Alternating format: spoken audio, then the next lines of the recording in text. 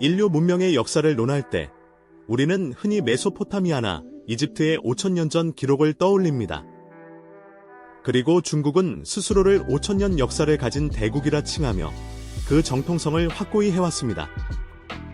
하지만 최근 이 확고부동했던 5000년의 시간표를 근본부터 뒤흔드는 충격적인 고고학적 증거가 중국의 북방, 요하 문명의 발상지에서 발견되었습니다.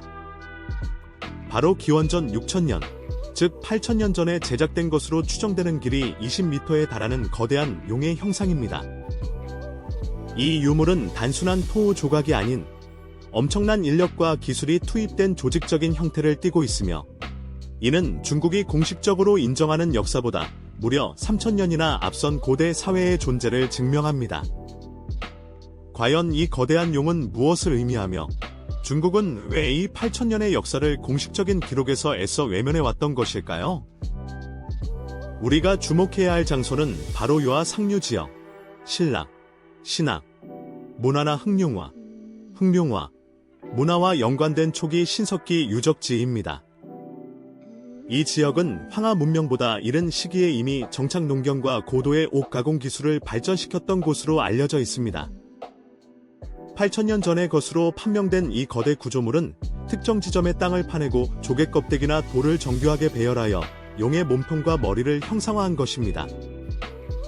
그 길이가 20m를 넘어서며, 이는 고대 사회에서 군집된 노동력과 계획적인 설계가 없이는 불가능한 규모입니다. 이 거대한 용의 발견은 이 지역의 선사시대 사람들이 이미 용을 숭배의 대상으로 삼았으며, 강력한 종교적 혹은 정치적 구심점을 중심으로 조직되어 있었음을 강력하게 시사합니다. 이는 단순한 부족 사회가 아닌 초기 국가 형태에 가까운 사회 구조가 이미 8000년 전에 존재했다는 뜻입니다. 이 20m 거대 용이 던지는 가장 큰 질문은 중국 문명의 기원에 대한 재정립입니다. 중국은 전통적으로 황하 유역의 중원 지역을 중심으로 5000년 전에 나라를 시초로 설정해왔습니다. 그러나 요하 문명은 중원과는 지리적, 문화적으로 구별되는 독자적인 발전 경로를 걸었습니다. 이 8000년 전의 용은 요하 문명이 황하 문명에 종속되거나 영향을 받은 하위 문화가 아니라 그보다 훨씬 이른 시기에 독자적으로 동아시아 문명의 기틀을 마련했음을 보여줍니다. 만약 이 8000년의 역사가 공식적으로 인정된다면 중국 문명의 중심은 북방으로 확장되며, 중국이 주장하는 단일하고 연속적인 5000년 역사라는 내러티브는 심각한 도전을 받게 됩니다. 결국 이 용은 단순한 유물이 아니라 중국 역사 해석의 패권을 둘러싼 정치적 쟁점인 것입니다. 용, 즉 드래곤은 중국 문화와 정체성의 핵심 상징입니다. 황제를 상징하고 권력을 대표하는 이 신화적 존재의 기원이 8000년 전에 북방 지역에서 발견되었다는 사실은 신화학적으로도 매우 중요합니다. 기존에는 용의 형상이 후대에 점진적으로 발전했다고 보았으나, 이 거대 용은 이미 8000년 전에 용의 기본적 형태와 강력한 상징성이 확립되어 있었음을 보여줍니다. 특히 주목할 점은 이 용이 발견된 지역이 고대 샤머니즘과 천문 관측이 활발했던 지역이었다는 사실입니다.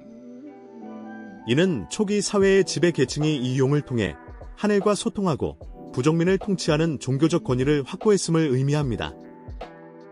이 용은 단순한 장식이 아니라 8000년 전 동아시아 최초의 통치 이데올로기였을 가능성이 높습니다.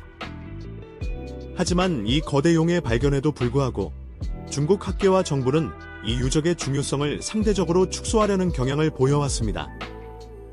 이는 소위 통일적 다민족 국가 건설이라는 현대 중국의 정치적 목표와 밀접하게 연결되어 있습니다.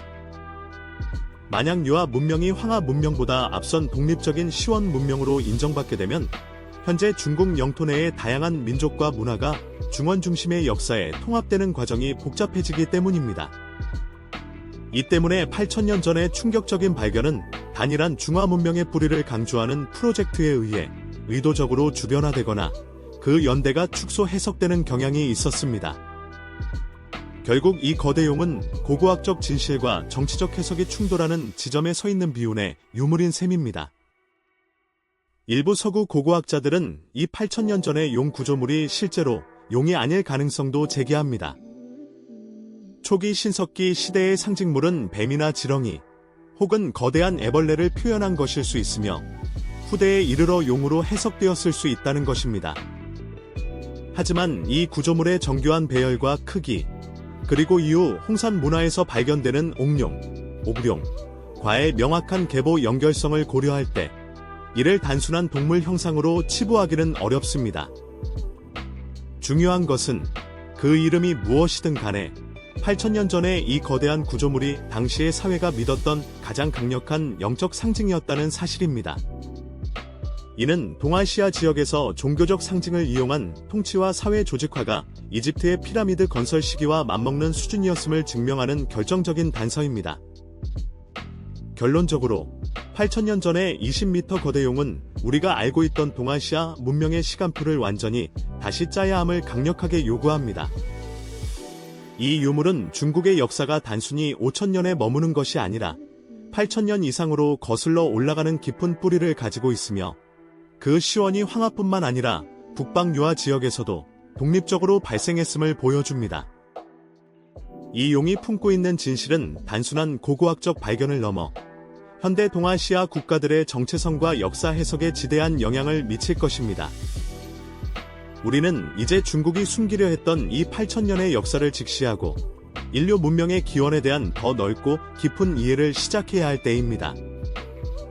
충격적인 역사의 진실은 언제나 땅속 깊은 곳에서 조용히 우리를 기다리고 있습니다.